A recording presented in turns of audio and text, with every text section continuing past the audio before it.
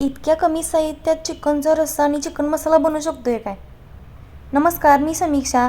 आज तुम्हाला मी करून दाखवणार आहे झणझणीत कोल्हापुरी चवीचं चिकन मसाला आणि चिकन रस्सा. रेसिपी शेवटपर्यंत बघा, एकदम सोपे, कोण पण करू शकणार. सगळ्यात आधी कांदा चिरून घ्यायचा, कारण आता आपण चिकन फोडणीला टाकणार आहे, त्याच्यामुळे बारीक चिरलेला कांदा पाहिजे आहे.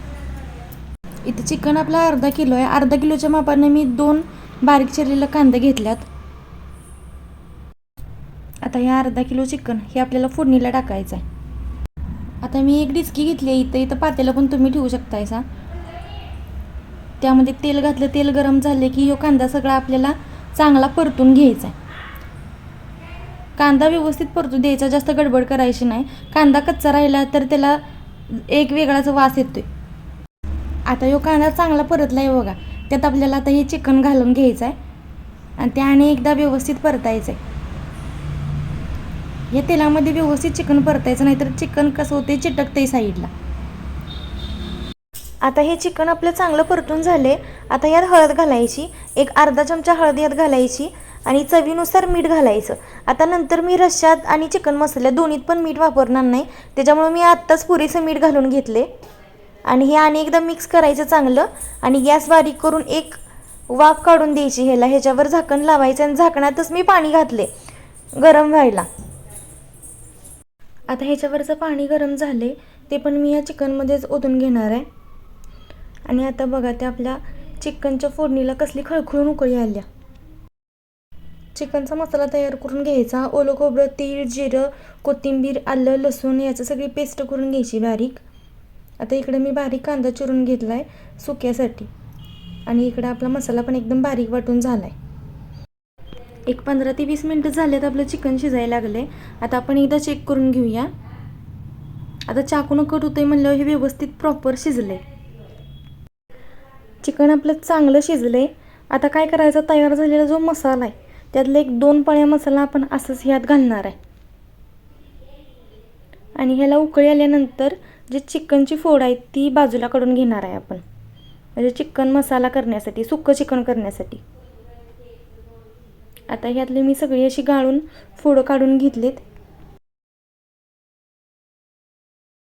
आता हे जे चिकनचं स्टॉक आहे त्यात आपण हे झणझणीत कोल्हापुरी लाल तिखट घालणार आहे. हे घरगुती पद्धतीनं केलेलं आहे लाल तिखट.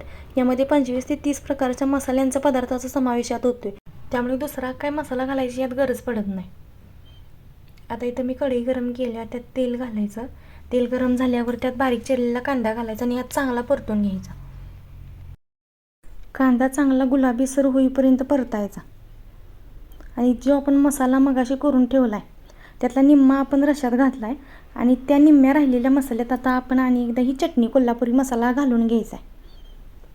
आणि कांदा पण इकडं आपला भाजत आला आहे, त्यात हा मसाला सगळा घालून घ्यायचा आणि चांगलं मिक्स करायचं, जेणेकरून त्या मसाला चांगला तेलात भाजला जाईल. एक 2 ते 3 मिनटं लागतात आपल्याला ह्यो मसाला भाजायला. बारीक गॅस करायचं आणि भाजून घ्यायचा. आता त्यात जरासं मी गरम पाणी घातले आणि ह्यो मसाला चांगला तेल सुटेपर्यंत भाजून घ्यायचा.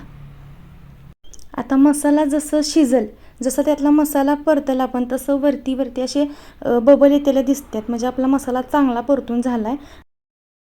मसाला आपला चांगला तेल सुटेपर्यंत परतला आहे आणि वरती कट पण आला आहे बघा. आता ह्यातलीच एक पळी घ्यायची आणि रश्श्यामध्ये घालायची, म्हणजे रस्सा पण आपला कसा कट येतोय रश्श्याला पण आपला आणि झणझणीत लागतोय रस्सा. 2 पळी मी इथं घातले रश्श्यामध्ये. आणि ह्यो कट्टाचा मसाला घातल्यानंतर रस्सा आपला अनेकदा मिक्स करायचा व्यवस्थित. आणि हे जो मसाला आहे चिकन मसाल्याचा, त्यात आपण हे शिजलेले चिकनची फोडं त्यात घालून घ्यायची आणि व्यवस्थित परतायचं ते अनेकदा, जेणेकरून सगळ्या चिकनच्या फोडासनी तो मसाला व्यवस्थित लागल. आता या चिकनच्या फोडासनी जसा मसाला लागल तसं चिकनचा कलर बघा कसला लाल भडक दिसायला लागला आहे. आणि आपलं चिकनसुद्धा असंच कोल्हापुरी स्टाईल झणझणीत लागणार आहे. आता ह्याच्यावर झाकण लावायचं आणि 1-2 मिनटं फक्त असंच ठेवायचं, वरती सगळा कट येऊपर्यंत. आणि इकडे रस्सा पण आपला चांगला उकळला आहे, रस्सा पण आपला तयार आहे. आता झाकण काढायचं, आपलं चिकन तयार आहे आणि आता ते खाण्यासाठी पण तयार आहे. कसं वाटते तुम्हाला झणझणीत कोल्हापुरी चिकन मसाला आणि चिकन रस्सा? कमेंट करायला विसरू नका. आणि ह्या पद्धतीनं करून नक्की बघा आणि कसं होतं ते कमेंट करायला विसरू नका. भेटूया नेक्स्ट व्लॉगमध्ये. बाय.